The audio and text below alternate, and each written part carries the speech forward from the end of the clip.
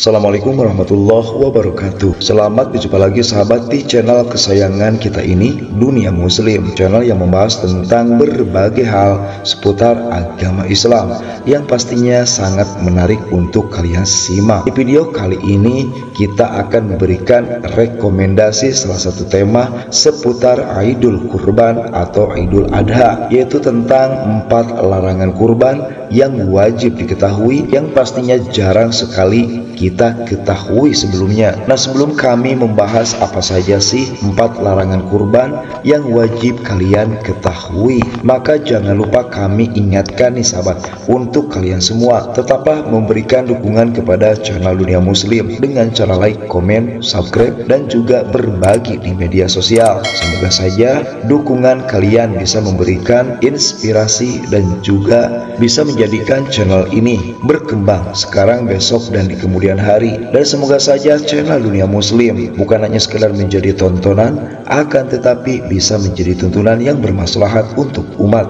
Terima kasih, jazakallah khairan katsiran. Kurban atau kurban merupakan salah satu ibadah yang dicontohkan oleh Nabi Ibrahim alaihissalam sebagai tanda kita untuk terus menyembah Allah subhanahu wa ta'ala. Sebelum melaksanakan kurban sahabat, ada baiknya nih kita mengetahui terlebih dahulu tentang larangan sebelum kurban, dikarenakan ada beberapa hal yang ternyata berkaitan erat dengan masalah kurban tersebut. Seperti kita ketahui, apabila ibadah kurban mempunyai sejarah panjang sahabat, yaitu bagaimana kisah Nabi Ibrahim alaihissalam dengan putranya Nabi Ismail alaihissalam. Nah, biasanya ketika kita memasuki Idul Kurban atau Idul Adha yang akan berlangsung beberapa hari lagi di tahun 2025, tepatnya di bulan Juni ini sahabat, ternyata di dalam kurban ini kita ada beberapa hal,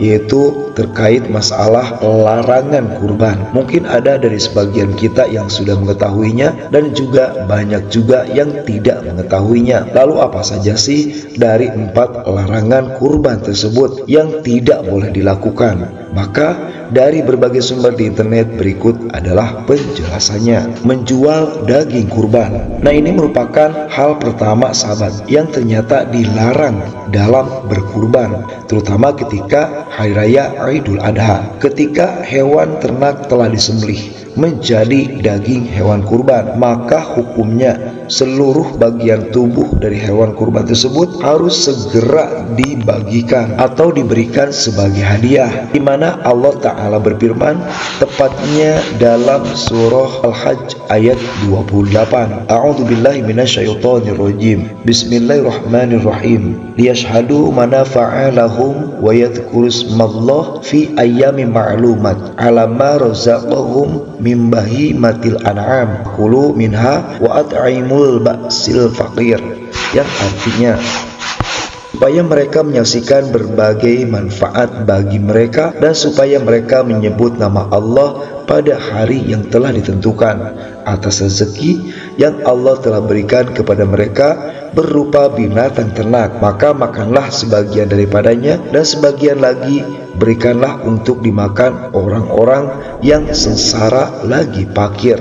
Nah, ini merupakan hal pertama sahabat yang ternyata dilarang saat berkurban, yaitu menjual daging hewan kurban. Ketika kalian, walaupun kalian ini seorang pedagang daging nih, lalu mengambil sebagian dari kurban lalu kalian dagangkan atau kalian jual, maka hukumnya haram sahabat, alias tidak diperbolehkan menjual daging hewan kurban baik sedikit ataupun banyak, dikarenakan ketika hewan ternak telah disembelih menjadi daging hewan kurban, maka seluruh bagian tubuh dari hewan kurban harus segera dibagikan atau diberikan sebagian hadiah.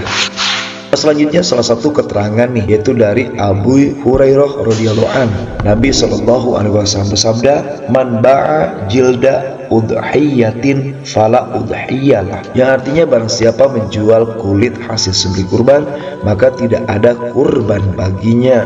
Hadis riwayat Imam Al-Hakim. Nah, melihat kedua hadis tersebut terbaca dengan sangat jelas bahwa kita tidak diperbolehkan sehelai rambut pun dijual atau menjual sebagai penghasilan kita sendiri. Nah, dikutip dari berbagai sumber di internet, larangan menjual hasil sembelihan kurban adalah pendapat para Imam Asy-Syafi'iyah dan juga Imam Ahmad, di mana Imam Asy-Syafi'i menjelaskan dengan sangat lantang nih, binatang kurban termasuk nusuk hewan yang disembelih untuk mendekatkan diri kepada Allah. Maka oleh karena itu sahabat, apapun dari tubuh hewan kurban tersebut maka hukumnya haram untuk diperjualbelikan sahabat. Nah, ini merupakan larangan yang pertama. Selanjutnya yang kedua, mengupah penyembelih hewan dengan bagian tubuh hewan kurban. Nah, ini kebanyakan masih banyak terjadi sahabat di kita semua, yaitu ketika kita rayakan hari raya Idul Kurban,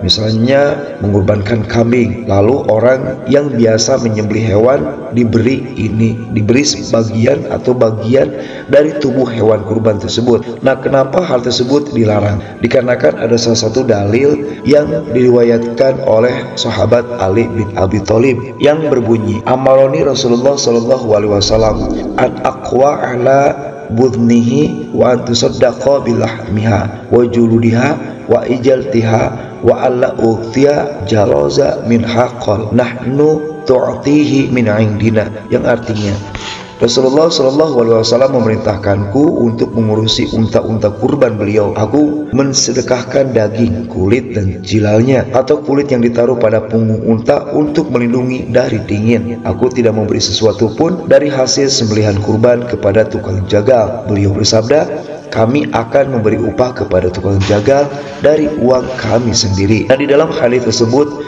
dapat kita ambil hikmahnya sahabat, bahwa upah penyembelih hewan bukan diambil dari sembelih kurban, namun sahibul kurban hendaknya menyediakan upah khusus dari kantongnya sendiri untuk penyembelih hewan tersebut. Nah, sudah sangat jelas itu merupakan larangan kedua sahabat ketika kita merayakan hari raya Idul Kurban, yaitu sangat dilarang memberikan upah penyembelih hewan dengan bagian tubuh hewan kurban. Misalnya nih, dikasih kepalanya, dikasih daging ABCD-nya dan lain sebagainya. Harus dikasih uang, bukan dari tubuh si hewan kurban tersebut sahabat. Nah, selanjutnya nomor 3, larangan memotong kuku dan mencukur rambut untuk orang yang hendak berkurban. Ini merupakan larangan yang ternyata walaupun sepele akan tetapi memang sangat harus dilakukan. Di dalam salah satu hadis Rasulullah bersabda, "Man kana lahu dzibhun yadbahu fa idza ahala hilalun dzilhijjah fala ya'khudan min sya'rihi wala min adfarihi syai'an hatta yudha."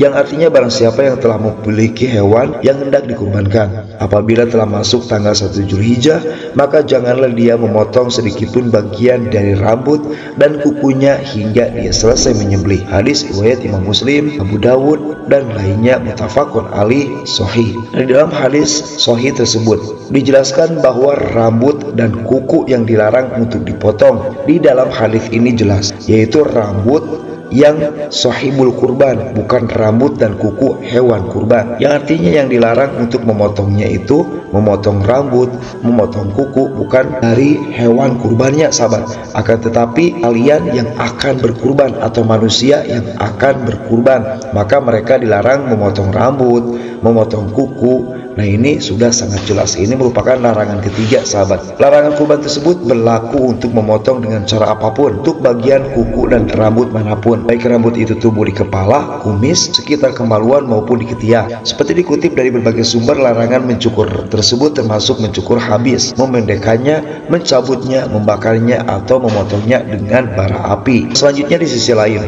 hukum potong kuku dan rambut sebelum berkurban mempunyai perbedaan pendapat yang sangat wajar, bukan untuk membuat membuat perpecahan antara umat Islam. Seperti dikutip dari salah satu keterangan panduan tebar hewan kurban nih, memotong kuku dan rambut sebelum hewan kurban disembelih menurut Imam Syafi'i dan Imam Maliki adalah makruh bagi pekurban dari awal Dzulhijjah sampai waktu penyembelihan hewan kurban. Pendapat tersebut berdasarkan sabda Rasulullah, barang siapa yang melihat hilal menandakan masuknya bulan Dzulhijjah dan ia ingin berkurban, maka hendaknya tidak memotong rambut dan kukunya hingga ia berkurban. Hadis riwayat Imam An-Nasai. Nah, hadis tersebut tidak menunjukkan haram, melainkan makruh yang sebaiknya dihindari atau ditinggalkan. Akan tetapi menurut Hanifiyah hukumnya boleh atau mubah. Bagi mazhab Hanifiyah, larangan memotong kuku dan rambut hanya berlaku bagi orang yang sedang ihram untuk haji. Selanjutnya yang terakhir, sahabat, dari 4 larangan kurban, menggagalkan hewan kurban yang telah ditentukan.